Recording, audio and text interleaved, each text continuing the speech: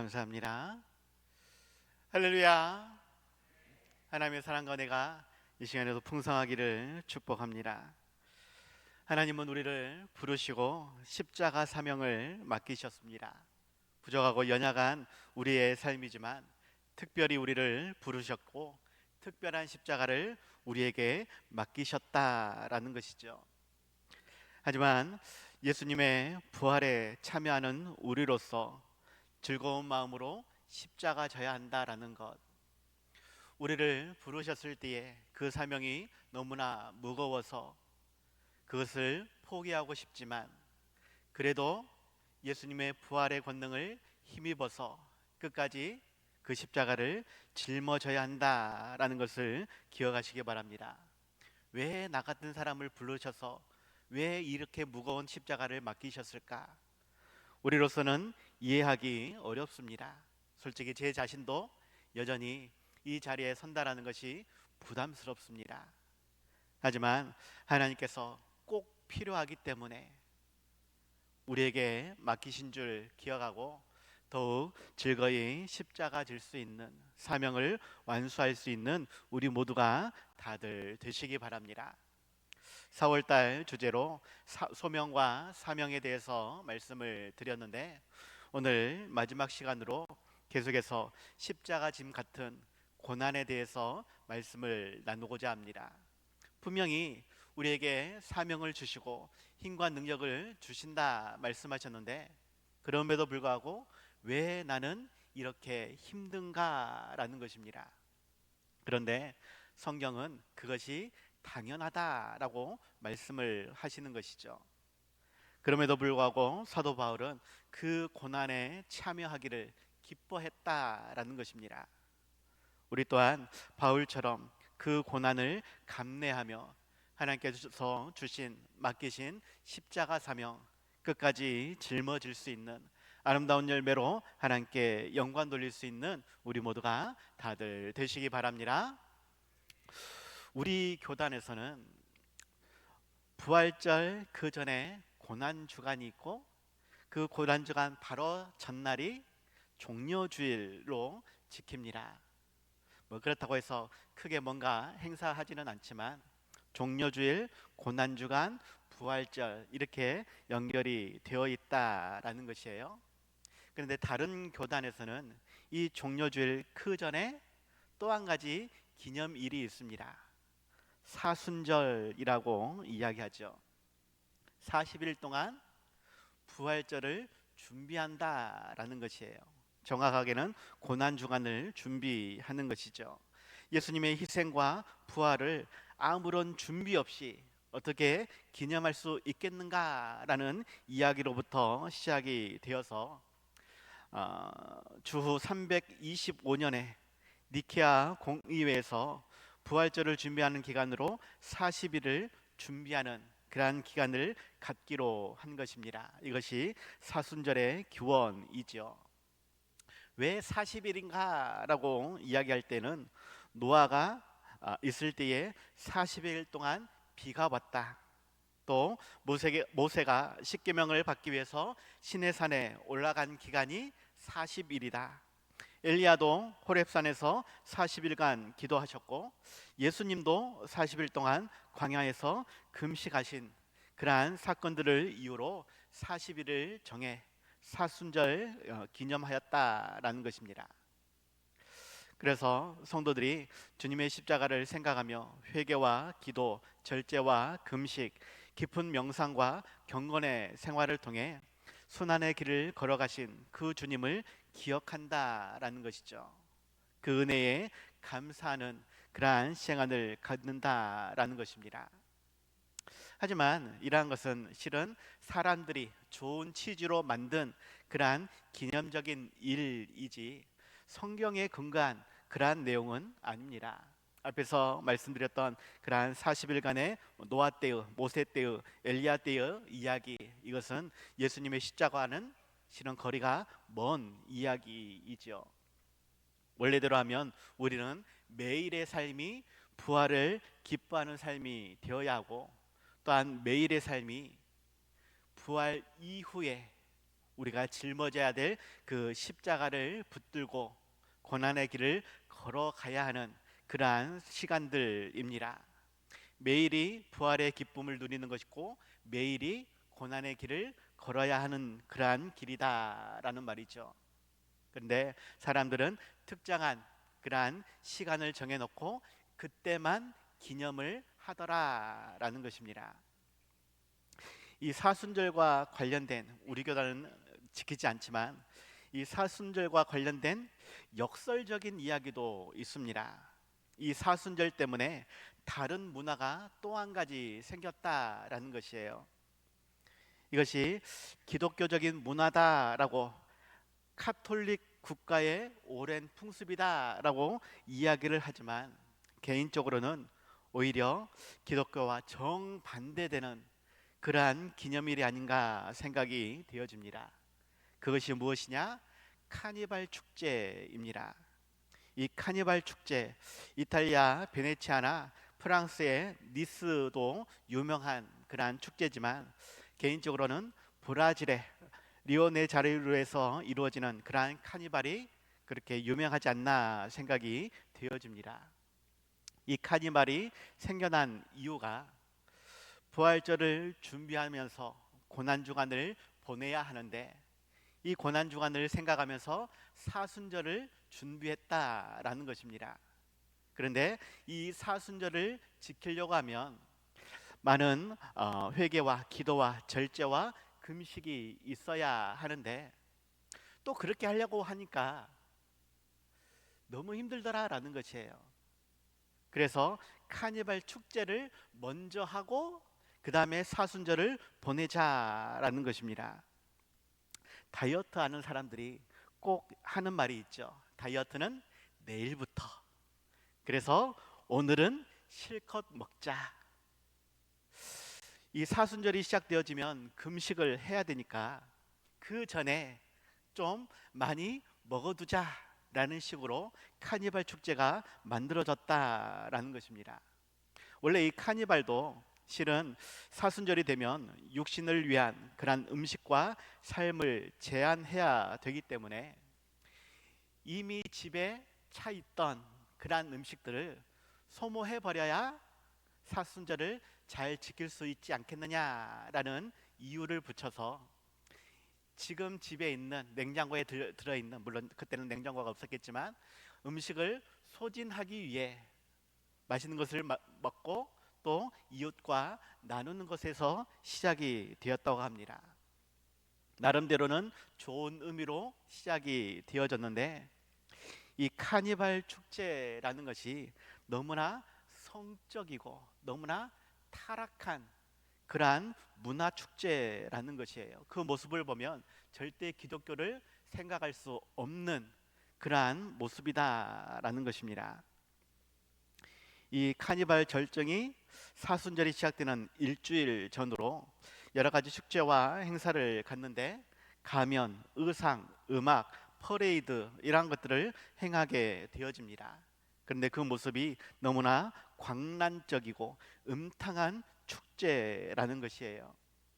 핑계는 사순절을 핑계로 삼았는데 그들의 모습을 보면 오히려 성경과 정반대인 마귀라든지 용이라든지 새 같은 그러한 우상의 모양을 본따서 분장하고 거리를 활보한다라는 것입니다.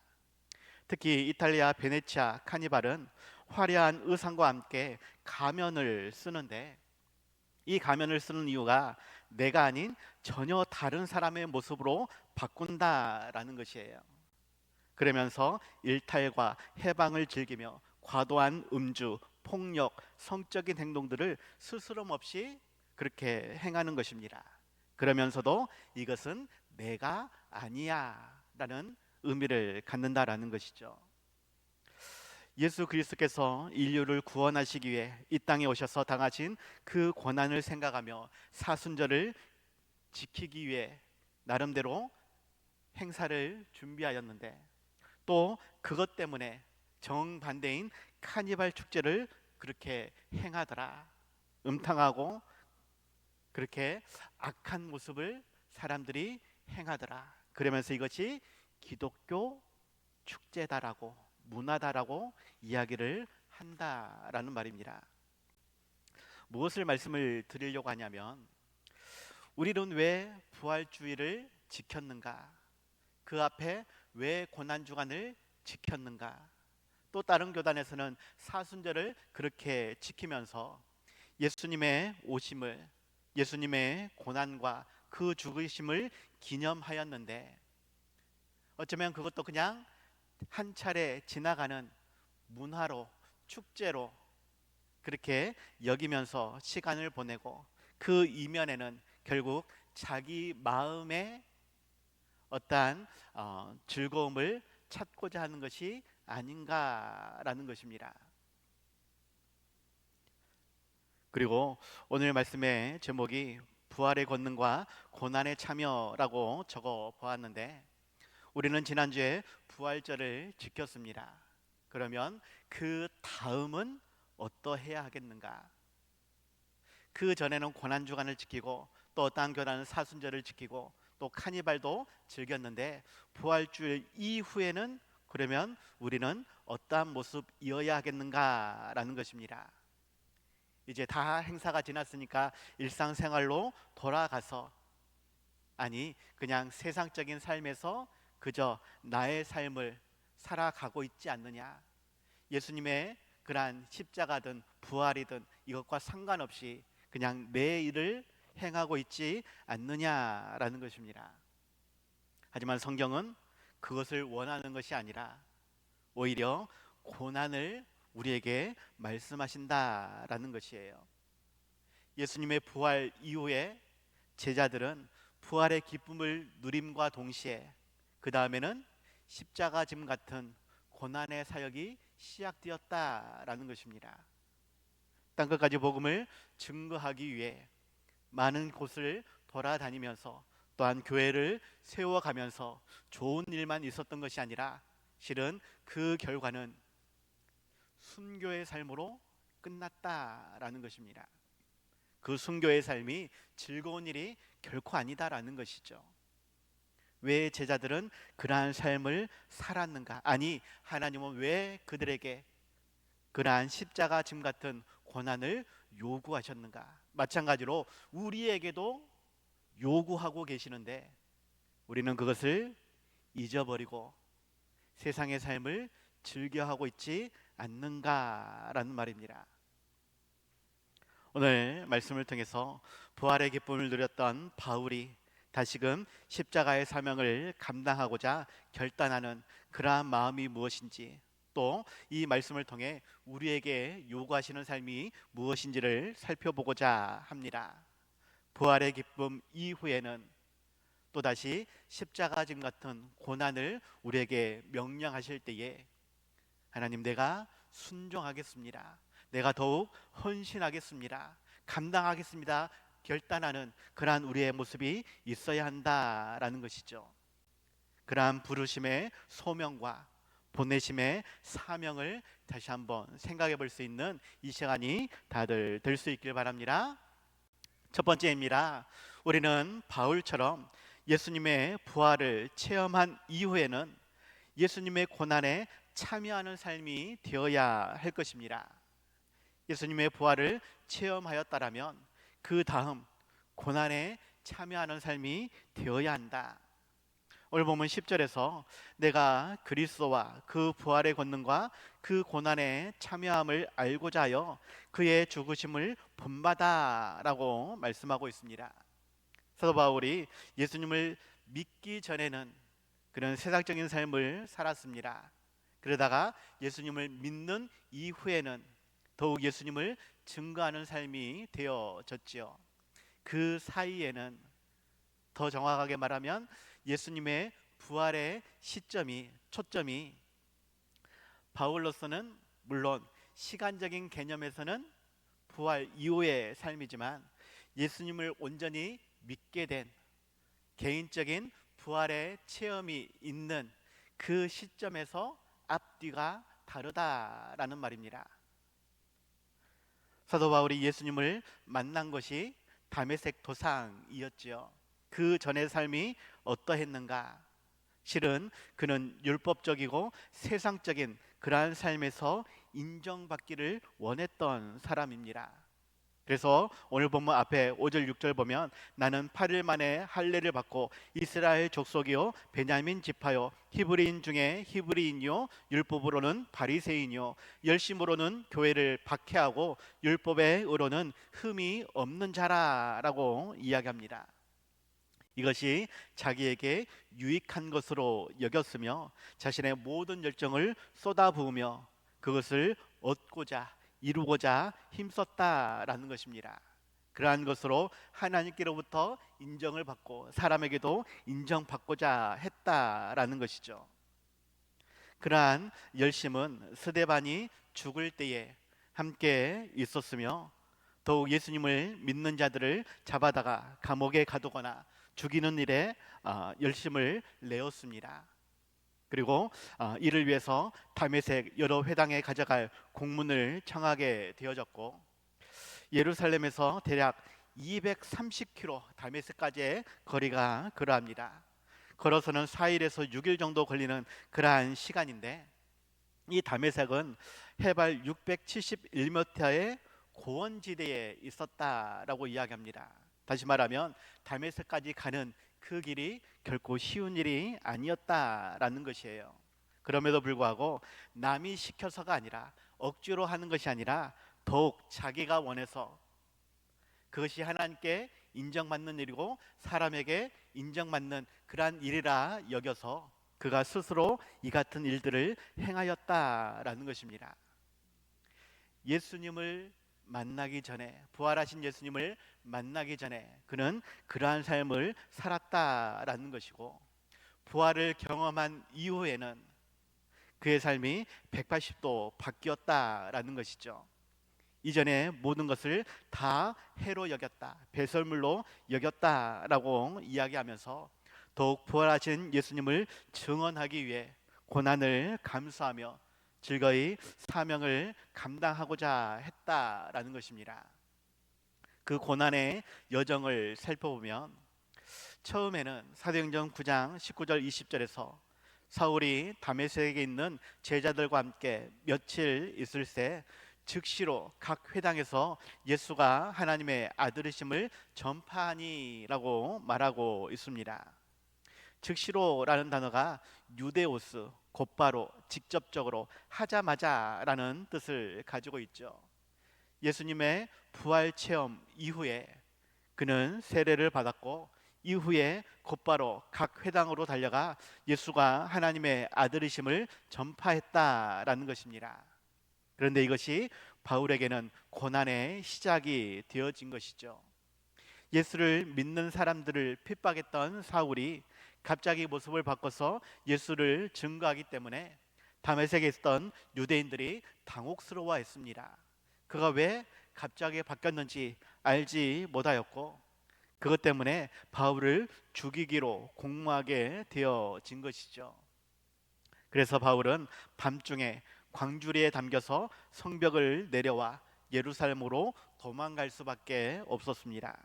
그런데 예루살렘에서도 바울은 예수님의 제자들과 사귀고자 했지만 그의 회심을 믿지 못함으로 여러 어려움을 겪게 되었다라는 것입니다. 마침 바나바가 있어서 그를 변호함으로 인정받게 되어졌지만 예루살렘에서 복음을 증거할 때에 여전히 사람들과 변론이 일어나고 유대인들이 그를 죽이려고 힘썼다라는 것입니다. 또다시 예루살렘을 탈출하여 가이사랴로 가게 되고 결국에는 고향인 다소까지 가게 된 것입니다. 물론 다소에서도 계속 복음을 증거했으리라 믿어지지만 구체적인 내용은 나와 있지 않죠. 그래도 일반적인 주석가들은 10년 동안 다소에서 머물면서 복음 사역을 하지 않았겠는가라고 이야기합니다. 하지만 뚜렷한 성과가 없었다라는 것이죠. 개척교회를 하다 보면 제일 힘든 것이 결국은 사람 없음입니다. 열심히 교회를 개척해서 전도를 하는데 사람들이 모이지 않는다. 물질적인 경제적인 어려움도 있지만 목회자로서는 그거보다 힘겨운 일이 없다라는 것입니다. 그런데 사도 바울은 10년 동안 다소에서 사역을 했을 것인데 뚜렷한 그러한 결과가 없었을 것이다 라는 말이죠. 그 후에야 바나바가 다시 안디옥으로 초청을 해서 그곳에서 큰 부흥을 이루게 되어진 것입니다. 그런데 하나님은 그곳에서 멈춰 있기를 원치 않으셨고 또 다시 선교 사역을 감당하도록 부르셨다라는 것이죠. 그것으로 인해 또 다시 엄청난 고난을 감수해야 했습니다. 그 내용이 고린도후서 11장 24절에서 27절로 소개하죠.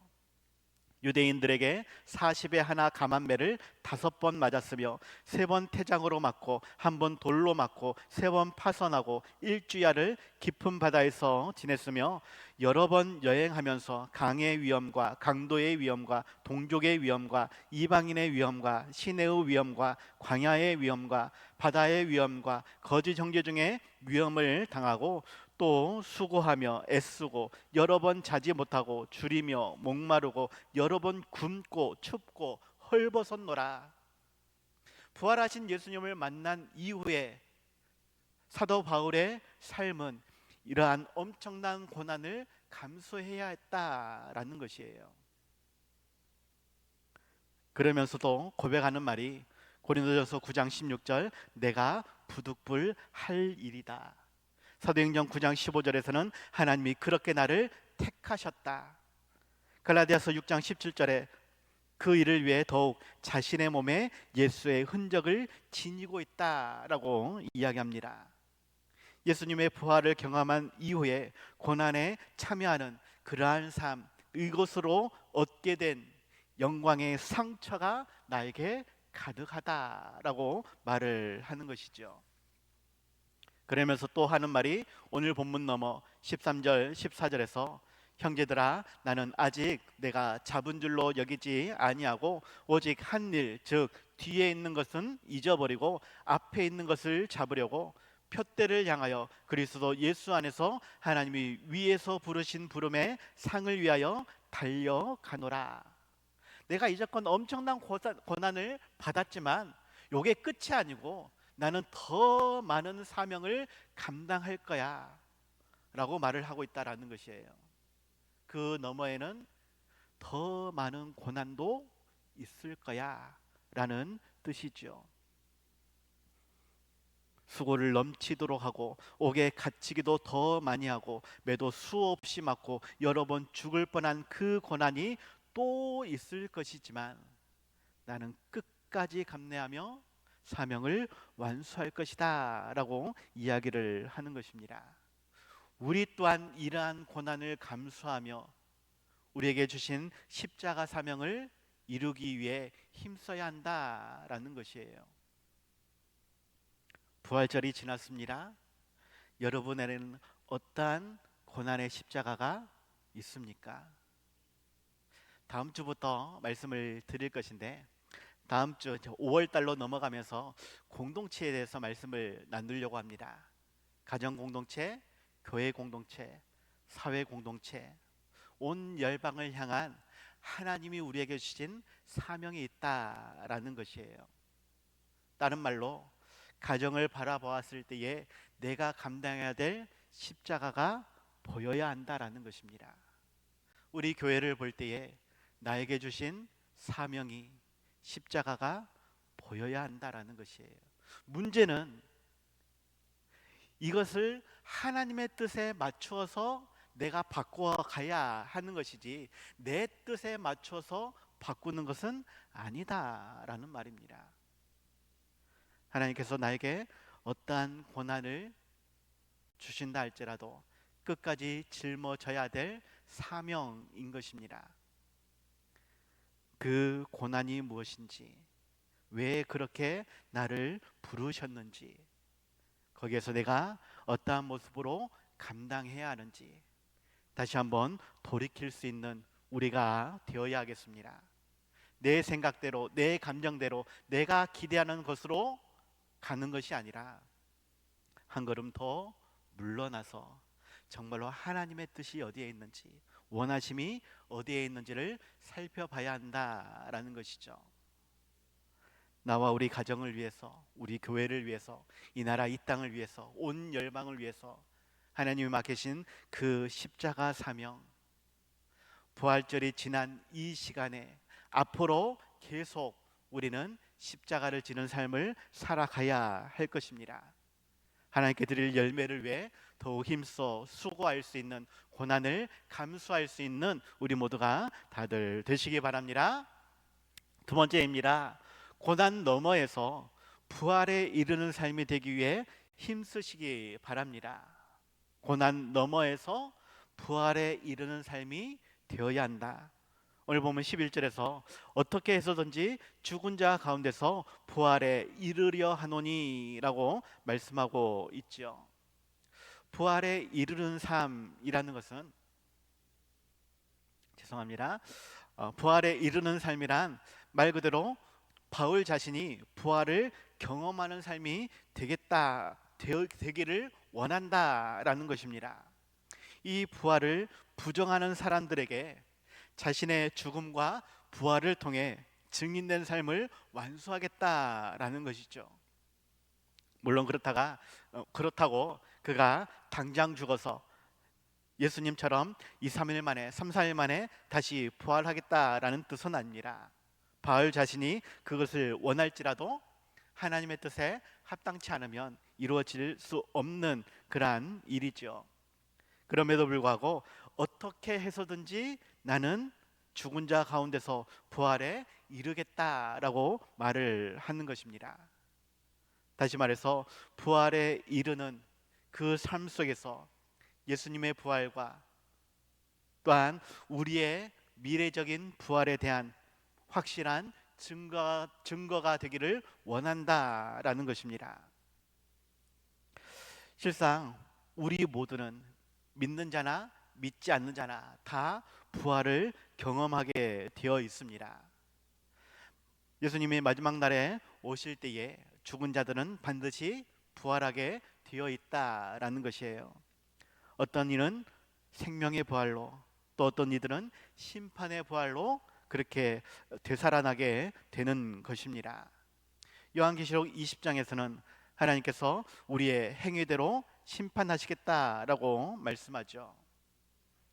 그 심판을 통해 우리가 생명의 부활로 다시 되살아났는지 아니면 심판의 부활로 되살아났는지를 확인할 수 있다라는 것입니다. 단순히 외적인 행위보다는 진실한 마음, 온전한 믿음이 수반되어야 우리는 생명의 부활로 나아가게 될 것이죠. 그렇다고 해서 우리의 행위가 아무런 의미가 없다라는 것은 아닙니다. 분명 믿음으로 우리는 구원을 받습니다. 하지만 믿는 자의 삶은 반드시 수반되어야 합니다.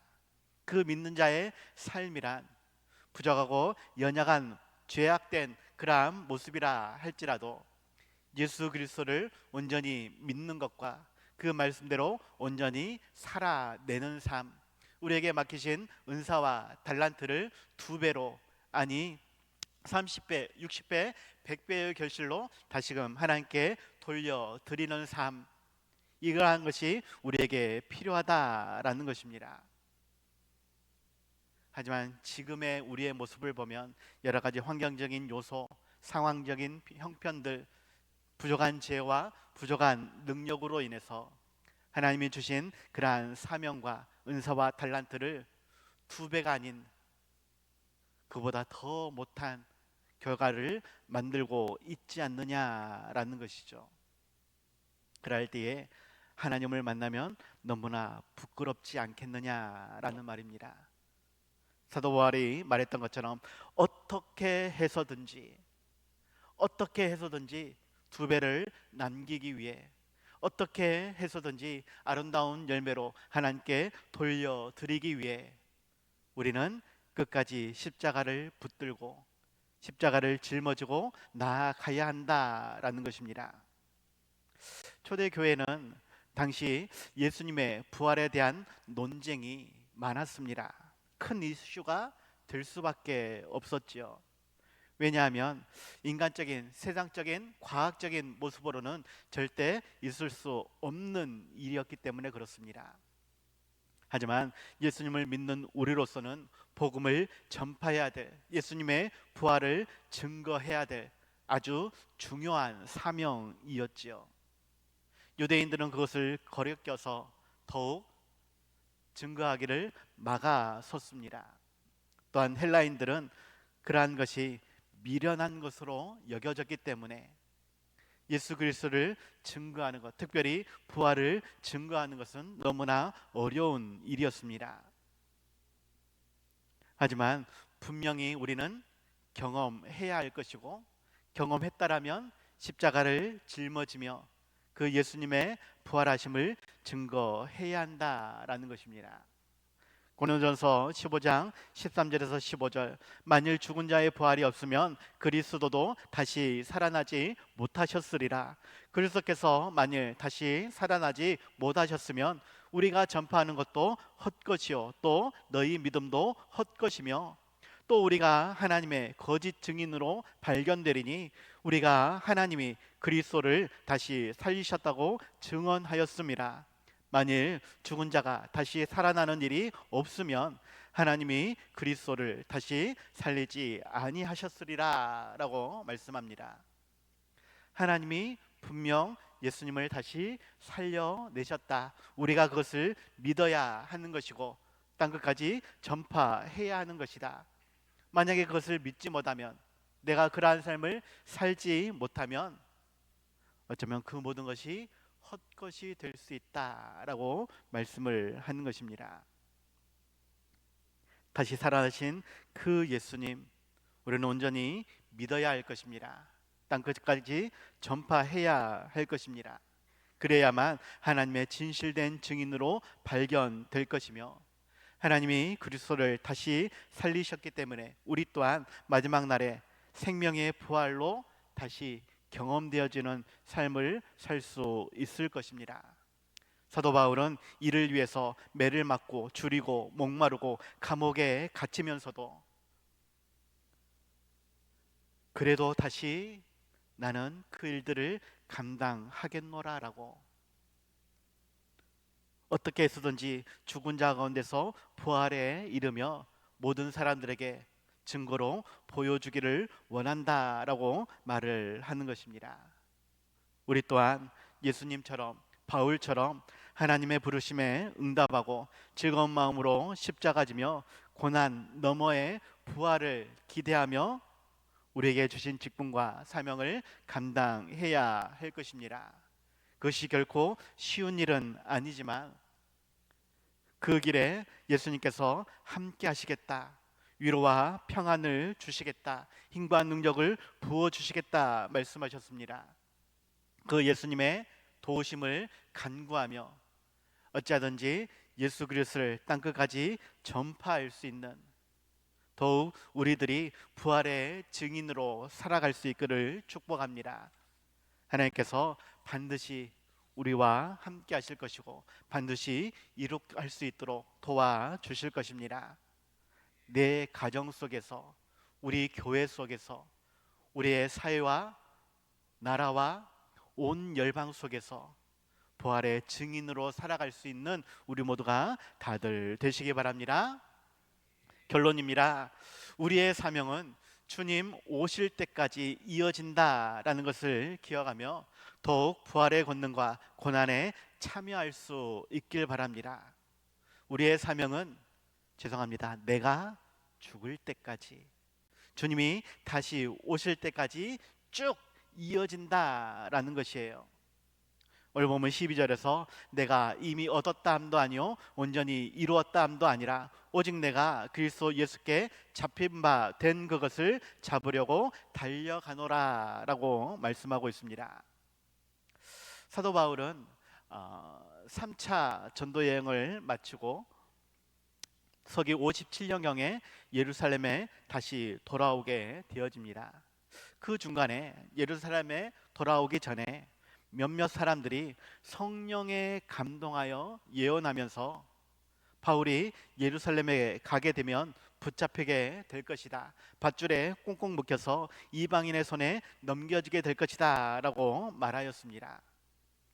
성령에 감동하여 예언하였다라는 말은 결국 하나님께서 그렇게 하시겠다라는 뜻입니다. 그래서 사람들은 인간적인 마음에서 예루살렘으로 가지 못하도록 만류하지요. 하지만 바울은 결박당할 뿐만이 아니라 예루살렘에서 죽을 것까지도 각오하며 모든 것이 주의 뜻대로 이루어질 것이다 라고 말하였습니다. 그리고 그 주님의 뜻대로 예루살렘에서 붙잡히게 되어지고 3차 전도 여행 이후에는 로마로 그렇게 호송이 되는 그러한 이야기가 펼쳐지는 것입니다. 그렇게 로마 감옥에 가두게 되어지는데 이때가 1차 구금입니다. 가택연금 정도 되어지죠. 정확하게는 재판을 받기 위해서 일반 가정집에 구금되어진 그러한 상황입니다. 이때에 오늘 빌립보서의 말씀을 기록하게 되어지죠. 그때 상황은 재판의 결과가 어떻게 될지 알 수 없는 그러한 상황이었습니다. 그렇게 2년간을 로마에서 보내게 되어졌는데, 그럴지라도 바울은 여기가 끝이 아니고 더욱 하나님을 위해, 교회를 위해 감당해야 될 사명이 있다라고 고백하면서 이로 인해서 더 많은 고난이 있고 목숨의 위협이 있다 할지라도 주님의 뜻이면 더욱 감당하겠노라 라고 말을 한다라는 것입니다. 그러한 마음과 열정이 우리에게도 있기를 바랍니다. 주님 오실 때까지, 다른 말로 내가 죽을 때까지 우리를 부르시고 하나님의 일을 맡기신 그 하나님의 마음, 그 뜻을 헤아리며 기꺼이 십자가 지고 나를 가정으로 보내시든 교회로 보내시든 세상 끝으로 보내시든 담대히 십자가 지고 나아가야 할 것이다 라는 말입니다. 그 안에 어떠한 고난이 있을지라도, 아픔이, 눈물이 있을지라도 끝까지 감당할 수 있는 우리가 되시기 바랍니다. 부활하신 예수님께서는 우리와 함께 하실 것이고 반드시 우리에게 풍성한 사랑과 은혜를, 힘과 능력을 부어 주실 것입니다. 하나님께 드릴 아름다운 열매를 위해 더욱 기도하며 헌신할 수 있는 우리 모두가 되시기 바랍니다. 주님 다시 오실 때까지 나는 이 길을 가리라. 좁은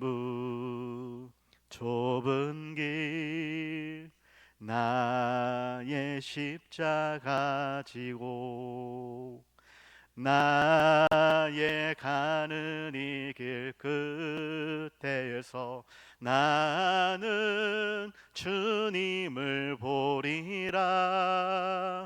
영광의 내 주님 나를 맞아 주시리. 주님 다시 오실 때까지 나는 일어나 달려하리라. 주의 영광 온 땅 덮을 때 나는 일어나 노래하리. 내 사모하는 주님 온 세상 구주시라. 내 사모하는 주님 영광의 왕이시라. 그 왕 되신 예수님께서 우리에게 십자가를 지라 말씀하십니다. 십자가를 지고 나를 따라오라 말씀하십니다. 그 길이 골고다 언덕이고 그렇게 십자가 위에서 죽어져야 하는 삶이다라는 것이에요. 그럴지라도 즐거운 마음으로 십자가 질 수 있는, 그 십자가 지고 어디로든지 나아갈 수 있는, 다시 오실 그 주님을 기다리며 열매를 맺어갈 수 있는 우리 모두가 되시기 바랍니다. 예수님처럼, 바울처럼 고난을 끝까지 감내하며 더 하나님께 영광 돌릴 수 있는 우리 모두가 다들 되시기 바랍니다. 기도하겠습니다.